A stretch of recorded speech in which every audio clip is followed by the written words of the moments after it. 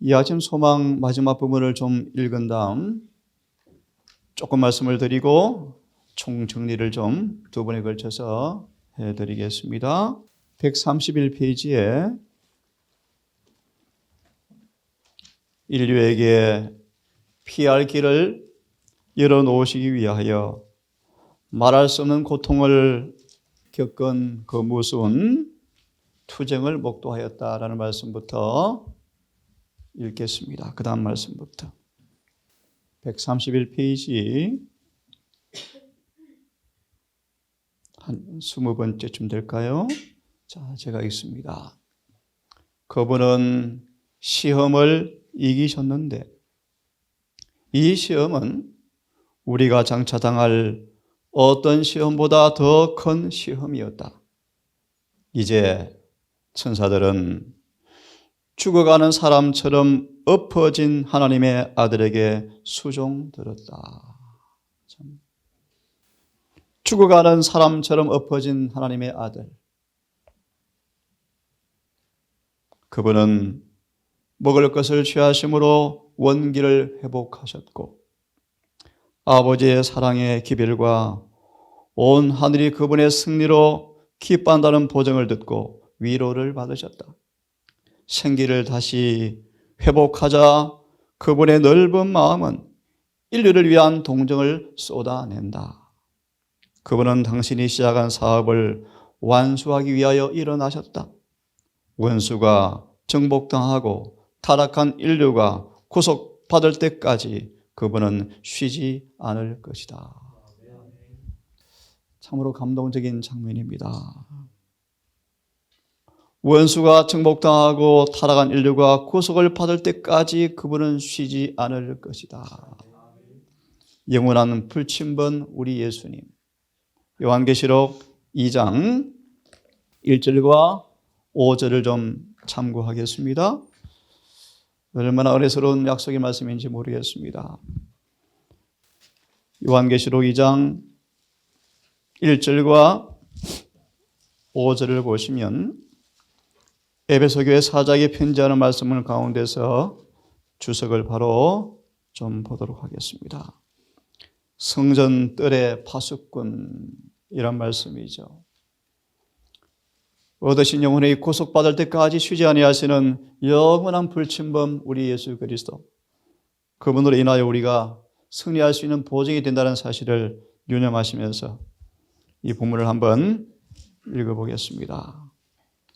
이 말씀들은 거짓말할 수가 없는 분의 입술에서 떨어진 말씀들이다. 그 모습은 영원하신 불침범의 모습이다. 시편 121편 기억하시죠? 졸지도 아니하시고 주무시지도 아니하신 우리 예수님. 그분은 7금 촛대 사이에 계시면서 이 교회에서 저 교회로, 이 회중에게서 저 회중에게로, 이 마음에서 저 마음 속으로 다니신다. 이스라엘을 지키시는 분은 졸지도 않으시고 주무시지도 않으신다. 만일 촛대들을 인간의 손에다 맡겨두셨더라면 이 불빛이 참으로 자주 펄럭거리다가 꺼지지 않겠는가? 하지만 하나님은 그분의 교회를 인간의 손에다 맡기지 않으셨다. 세상을 위하여 그의 생명을 주시고 누구든지 그를 믿는 자는 멸망치 않고 영생을 얻게 하시려는 그리스도께서 그 집의 파수꾼이시다. 그는 주의 성전 뜰을 지키시는 진실하고 충성스러운 파수꾼이시다. 그는 이 땅에 종행을 누비시며 그의 교회들 사이를 다니신다. 그리스도께서는 그의 백성들이 영적으로 그의 나라를 발전시킬 수 있는 그런 상태에 있는지 없는지를 알아보시기 위하여 열렬한 관심을 가지고 보신다. 그는 각 교회 집회 때마다 참석하신다. 그는 누구의 마음이 성령의 기름으로 채울 수 있는 마음인지를 아신다. 이는 그들로 다른 사람에게 나누어 주려 하심이다. 말과 행동으로 하나님의 품성을 대표하면서 그리스도의 사업을 충실하게 진행시켜온 사람들은 그들을 위한 주의 목적을 이루고 그리스도는 그들에게 기쁨을 얻는다. 쉬지 않을 것이다 라는 약속의 말씀이 얼마나 우리에게 위로와 참 보증이 되십니까? 그죠? 자, 오늘은 이 13장의 말씀을 다시 한번 정리를 좀 해보려고 합니다. 승리, 이기는 자라는 말씀을 다시 한번 정리를 해보겠습니다. 함께 본문의 성경 구절을 함께 암송해 볼 겸 읽어보겠습니다. 시작.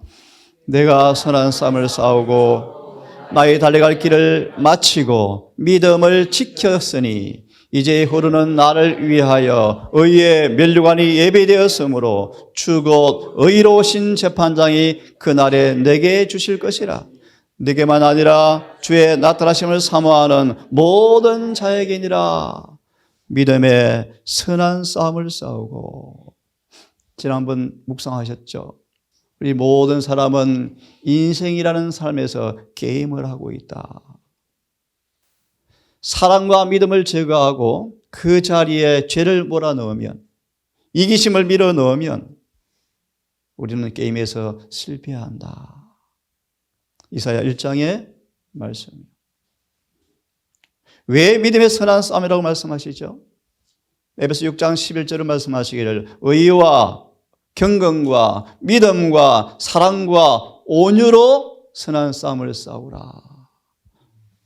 우리는 믿음의 의로운 무기로 이 싸움을 싸우라고 말씀하셔요. 결론을 드리겠습니다.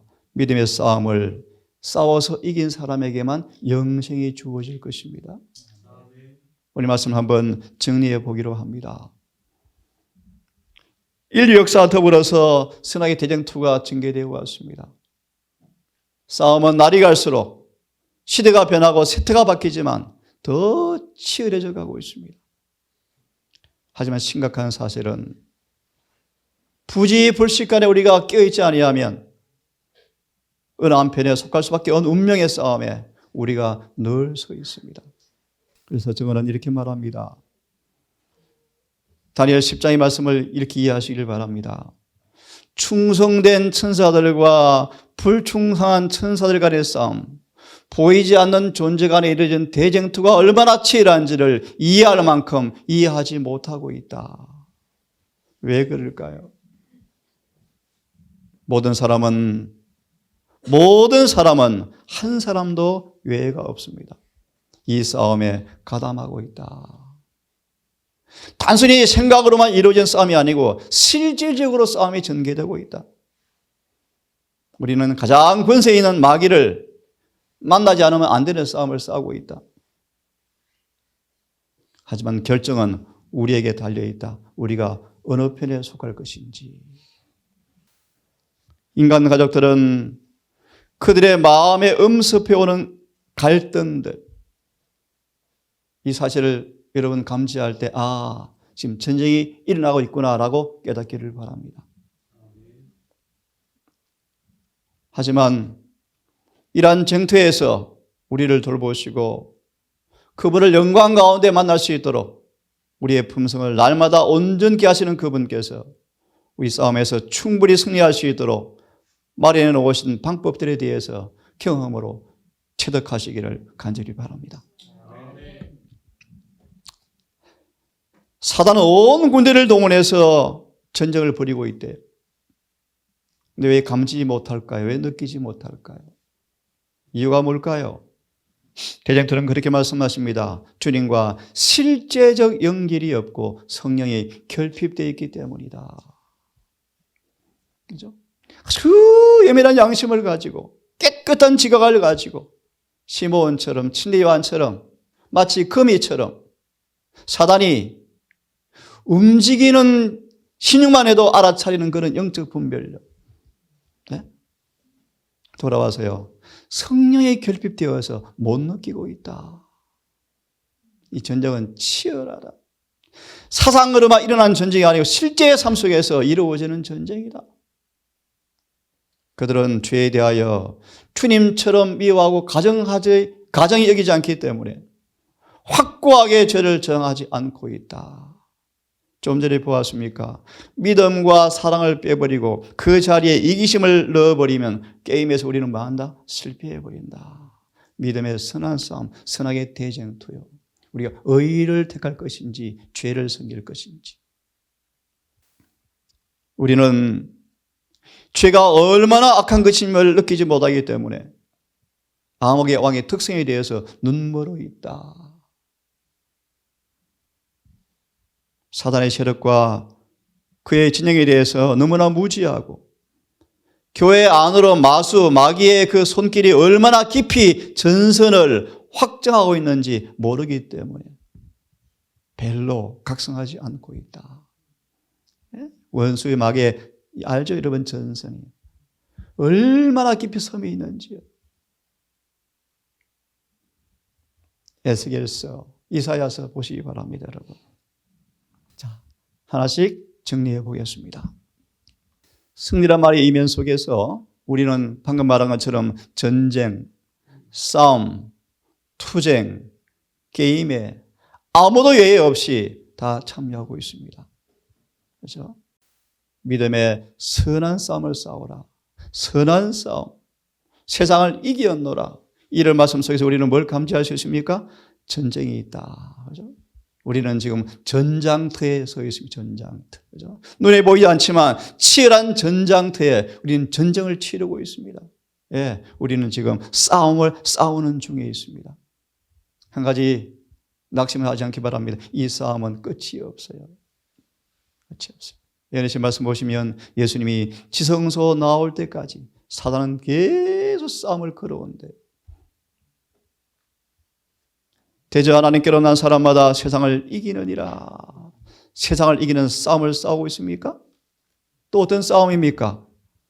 육체와 영의 갈등 속에서 육체를 승리할 것인지 육체의 지체를 죽이고 성령을 따라 살 것인지 이 싸움을 싸우고 있습니까? 예, 육과 영의 갈등이 날마다 이루어지고 있죠. 어떤 싸움입니까? 우리의 싸움은 혈과 육을 넘어서서 어둠의 정사와 권세 잡은 악한 영들과 싸우는 싸움을 우리는 싸우고 있습니다. 예, 우리는 이 싸움, 이 투쟁이 우리에게 날마다 전개되고 있습니다. 투쟁의 결과를 보세요. 중립이 없어요. 누구든지 진자는 이긴 자의 종, 중간이 없습니다. 두 주인을 섬길 수가 없습니다. 싸움의 장소가 무엇입니까? 우리의 마음이에요. 우리의 마음. 우리는 우리의 마음을 사단과 주님 사이에서 늘 싸움이 벌어지고 있는 싸움의 현장 장소가 우리 마음이다. 그래서 여러 번 암송해 드렸죠. 실물교원 159페이지. 하나님께서 우리 마음을 지키지 아니하면 아무도 이 싸움에서 승리할 시간이 없어요. 왜요? 우리는 우리 마음마저 스스로 지킬 수 없는 사람들이죠. 그렇죠? 자, 싸움의 성격이 뭡니까? 이미 보았습니다. 혈과 육을 넘어서서 악의 영들에 대해 싸워야 합니다. 초자연적 능력과 싸워야 합니다. 이 땅에 인간으로 태어난 존재 가운데 예수님 외에는 이 싸움에서 패배를 당하지 않은 사람은 한 사람도 없는 싸움이에요. 이 싸움에서 우리에게 주님께서 당부하십니다. 이기라고 말씀하시는데요. 오늘 그런 부분을 같이 보려고 합니다. 싸움의 성격 잘 아시죠? 가장 큰 싸움 어떤 싸움이라고요? 자아를 굴복시키는 것. 인간의 본성에서 나오는 하나님과 원수된 마음, 하나님과 원수된 마음, 율법과 원수된 마음, 자아, 본성의 힘, 우리 안에 심겨진 사단의 자식, 이 자식을 끊임없이 퇴위시키고 굴복시키는 이 싸움이 우리가 싸우는 가장 큰 싸움에 우리 모두는 참여하고 있다. 다른 말씀으로 우리의 마음을 사랑의 주권에 바치는 싸움을 싸워야 한다. 바울이 이 싸움을 승리했죠. 그 비결이요 예수님의 사랑이 그를 강건하시는도다. 싸움의 성격이 무엇입니까? 하나님의 율법에 순종할 것인가 안 할 것인가? 죄를 지을 것인가 의를 행할 것인가? 이게 싸움의 성격이요.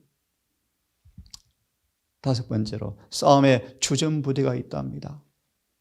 하늘에 전쟁이 있으니 미가엘과 그의 사자와 용과 그의 사자, 주전부대는 우리가 아니에요. 예수님과 마귀예요, 마귀. 그렇죠?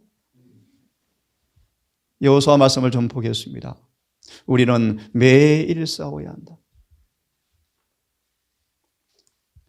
모든 영혼 위에 암흑의 왕과 생명의 왕의 사이에서 계속 전쟁이 진행되고 있고, 땅의 거민들에게 여호와의 큰 날에 관한 경고를 바라기 위하여, 적의 요새를 정복하기 위하여 주를 사랑하는 모든 사람들이 임마누엘 왕의 피 묻은 깃발 아래에 모이도록 위해서 싸워야 할 큰 싸움이 있지만, 이 싸움에 우리는 주전부대가 아니다.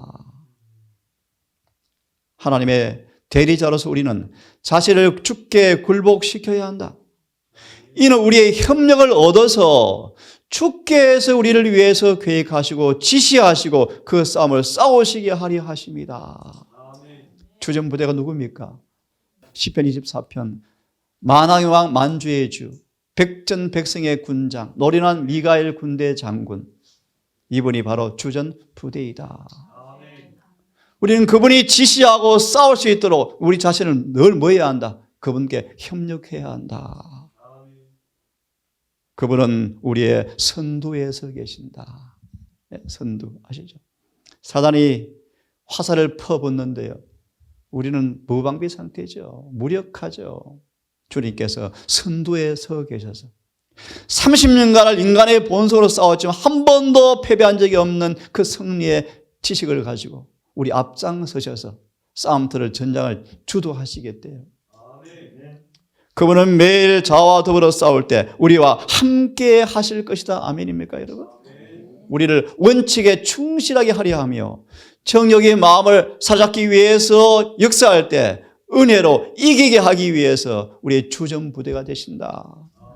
그럼 우리는 사랑하신 이를 통하여 우리가 정복자 이상, 갈라디아 6장 14절 주석을 읽어보십시오. 정복자 이상의 성공이 무슨 뜻입니까? 완전한 변화를 이루어서 넉넉히 구원받게 하실 것이다. 이게 정복자 이상의 성공을 거두게 해 주실 것이다. 얼마나 놀라운 약속의 말씀입니까, 여러분? 싸움의 무기가 있습니다. 싸움의 무기. 이제 끝으로 이 번역이 좀 이제 끝으로 에베소서를 마무리하면서 간구하기를 주 안에서와 힘의 능력으로 강건하여 지고 마귀의 괴계를 능히 대적하기 위하여 하나님의 전신갑주를 입으라. 뭘 입으라고요? 전신갑주요. 사단은 조금만 빈틈이 들어오면 어떻게 합니까? 비집고 들어와요. 이미 보았습니다. 악의 영들의 싸움이기 때문에. 자, 그러면요, 무기가 뭔가? 진리로 허리띠를 띠라. 의의 흉배를 붙이라. 일일이 다 추석할 수가 없습니다. 믿음으로 말미암아 예수님의 의를 마음에 품는 것이 유일하게 악에 대항하는 무기이다. 다시 바르게 말씀드리면 예수의 마음을, 그분의 사랑을 마음에 가슴에 다 품고 있으면 악한 사단의 화전이 우리 가슴을 뚫을 수가 없다. 누가 시기하건 누가 질투하건 미운 감정을 불러일으키건 의의를 마음에 품고 있으면 우리 가슴을 뚫을 수 없다는 것이 바로 무기라고 소개하고 있습니다. 평안의 복음에 예비한 것으로 신을 신으라. 믿음의 방패를 가지라. 특별히 우리의 손에 날마다 잘 벼려워진 예리하게 다듬어진 칼, 성의의 금, 칼을 손에 늘 쥐고 있어라. 예수님의 광야 시험의 승리의 유일한 무기가 뭐였다고요? 기록되었으되 그분은 늘 말씀을 잘 예비된 연마기로 갈한 칼을 그분은 가지고 계셨죠. 사단이 홍수처럼 음모할지라도 여호와께서 즉시 우리를 싸울 수 있도록 우리는 뭘요? 말씀의 금을 늘 준비해 두어라. 이것이 승리의 무기의 비결이라고 말씀하십니다. 함께 읽어보겠습니까? 시작. 악에 대한 유일한 방어는 그리스도의 의를 믿음으로 말미암아 그리스도를 마음속에 내재시키는 것이다. 아멘. 이걸 더 깊이 공부해 보시면 계시록 14장 12절로 셋째 천사의 기별을 연결시켜줘요. 예수의 믿음을 가지고서 죄를 짓는 것은 불가능하다. 그런 말이에요. 악에 대한 유일한 방어는 예수의 의를, 사랑을, 그분의 마음을 우리가 품음으로 예수께서 내재하는 것 외에는 이길 재간이 없다는 것입니다. 시험 당할 때마다 주님께서 이기신 유일한 무기는 기록되었으되 라는 말씀이었다. 그렇죠? 루터가 이렇게 고백합니다. 교황권과 싸움에 있어서 싸워야 할 무기는 오직 성령의 검뿐이라고 그는 밝히 말하였다. 여러분, 이 은혜 시간 동안에 이 검을 가장 예리하게 갈아놓으셔서 일본 칼 여러분 아시죠? 칼 위에 머리카락을 올려놓고 후 불면은요 머리카락이 잘린대요. 그렇게 예리해요. 이런 말씀의 검을 날마다 틈틈이 갈아놓으셔서 불현듯 사단 마귀가 우리를 음모해 올 때 즉시로 성령께서 무기를 꺼내 쓸 수 있도록 여러분 창고에 준비해 주시는 지혜가 있기를 간절히 바랍니다. 승리의 비결 보정을 좀 보겠습니다. 함께 읽겠습니까? 시작. 승리를 쟁취하는데 아무도 절망하지 말라. 자아가 굴복될 때 승리는 확실하다. 아멘. 누구 얘기입니까? 야곱. 죄 많은 인간이 하나님과 더불어서 싸워서 이겼다. 아멘입니까, 여러분? 주님은 떨며 통회하며 상한 마음으로 어떤 죄를 지었든 간에 용서를 구하는 사람들의 기도를 외면할 수가 없다. 죄 많은 인간이 기도로 하나님을 이겼다. 아무도 절망하지 말라. 자아가 굴복되면 승리는 확실하다. 그래서 이런 고백하게 되기를 바랍니다. 우리가 승리했습니다. 그 까닭은 예수께서 우리에게 승리를 주셨습니다. 하나님께로 난 사람마다 세상을 마한다 이기느니라. 왜요? 주님께서 그런 믿음을 주셨습니다. 함께 읽어보겠습니다. 성령은 시작. 성령은 이 세상에서 그리스도의 대표자이시며 타락한 인간으로 하여금 승리자가 되도록 하기 위하여 위로부터 능력을 가져다 주는 거룩한 목적을 수행하신다. 이 성령께서 임마누엘의 모습으로 늘 우리 속에서 내재하기를 바랍니다. 승리의 비결은요, 계속 회개할 필요가 있다. 이 말의 의미는 계속 죄를 지어서 반복하는 말이 절대로 아니고요. 베드로는 그가 지은 죄를 끊임없이 회개하였다. 이 말의 의미가 뭔가? 과거의 그 죄를 더 혐오하면서 그 죄에 대해서 점점 더 멀어져 가서 그 상처가 완전히 아물어가는 경험을 가리켜서 회개가 깊어져 간다, 그런 뜻이요. 이런 회개가 필요하다. 진정으로 겸손할 때 승리자가 되어진다. 원수는 그리스도의 약속을 단순하게 신뢰하는 사람을 그분의 손에서 결코 빼앗아 갈 수가 없다. 요한복음 10장 28절 29절. 우리 아버지는 만유보다 크심에 누구도 그의 손에서 우리를 빼앗아 갈 수가 없느니라. 그러므로 뭐 하지 말라? 염려하지 말라. 두려워하지 말라. 승리의 비결은요, 은혜를 통하여 우리의 뜻을 그분의 뜻에 일치시키는 사람들은 승리할 것이다. 은혜가 무엇입니까? 은혜란 말의 의미는요, 우리의 의지를 그분의 의지 연결시킬 수 있도록 도와주는 힘이죠. 힘. 기도하는 마음으로 말씀을 연구하고 실제적으로 삶 속의 말씀을 적용할 때 그 말씀은 마귀의 세력을 막는 방패가 된다. 믿는 사람들은 승리는 은혜를 통해 얻어지게 되어지는데 이 모든 믿는 자에게 은혜를 부어줄 수가 있고 또한 부어주실 것이다. 이것이 주님께서 우리를 위해 주신다는 기쁜 소식이다. 그러므로 은혜를 받되 헛되이 받지 말고 예수님은 모든 싸움을 물리치셨다. 우리를 위해서 싸우셨다. 그분의 승리는 우리가 승리하는 것을 가능케 해준다. 그분의 능력을 구하기를 바랍니다. 시험을 당할 때마다 찬이처럼 너 시험을 당해 죄 범치 말고 시험을 이길 때마다 더 힘을 얻고 승리를 얻는 것이 우리의 뭐다? 의무이다. 그대가 주님의 능력을 통하여 시험을 견딘다면 그대는 승리자가 될 것이고 더 힘을 얻어서 더 큰 싸움이 올 때 또 이기게 될 것이다. 정은의 말씀이 기억이 나네요.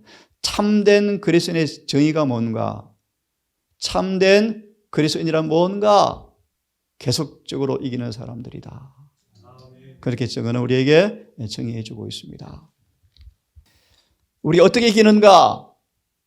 다른 사람을 도와서 이기는 자가 되게 하는 것처럼 우리도 이기는 자가 되어진다. 그죠? 예수님처럼 자무아의 봉사의 사업에 자신을 헌신하는 사람들.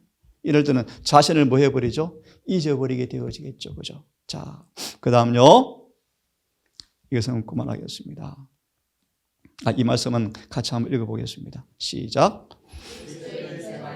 매일 굴복하는 생애, 복종하는 생애이며 계속적으로 이기는 생애이다. 그렇게 하면 매일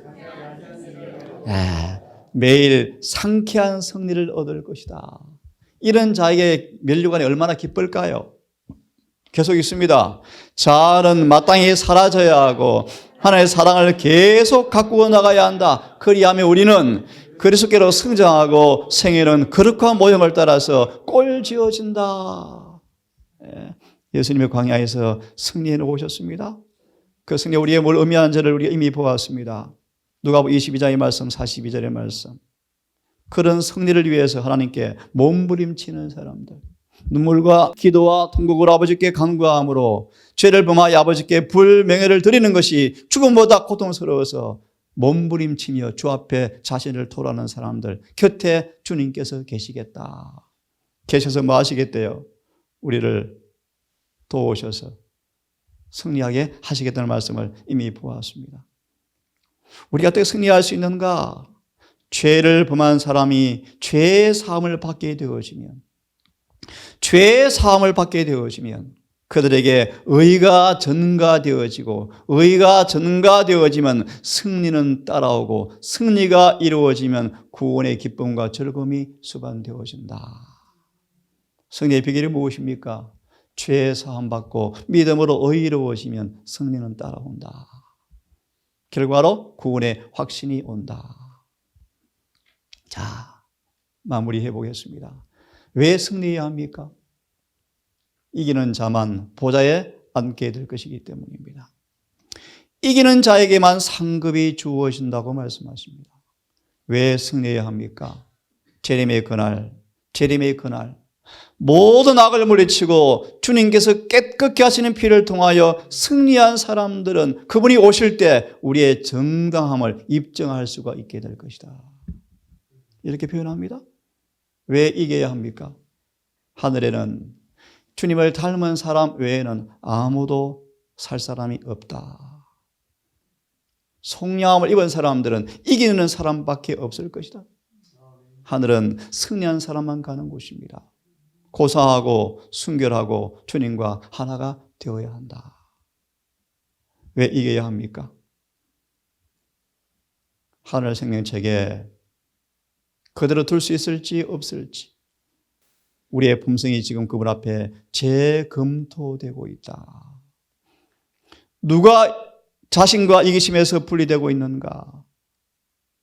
그러므로 마지막으로 이런 결심을 하기를 바랍니다. 하나님께서 나를 도우시며 나는 승리자가 되기로 결심한다. 나는 주님을 통해서 승리를 얻을 것이다. 그분의 신성을 의뢰함으로 그분처럼 승리할 것처럼 승리할 것이다. 라고 결심하시고 약속을 붙드시고 승리하기를 간절히 바라고 마지막으로 이 말씀을 읽고 13장을 끝내겠습니다. 자, 함께 읽습니다. 시작. 우리는 그리스도께서 이기신 것 같이 이기는 자라가 되는 요청을 받고 있다. 하늘이 우리에게 풍부한 기회와 특권을 마련해 주신 것은 그리스도께서 이기신 것 같이 우리도 이기는 자가 되고 그리스도와 함께 그의 보좌에 앉게 하기 위함이다. 그러나 이기는 자가 되기 위해서 우리는 이 세상에서 유의 성향들의 애정을 갖고 있어서는 안 된다. 모든 이기심은 뿌리채 잘라버려야 한다. 아멘.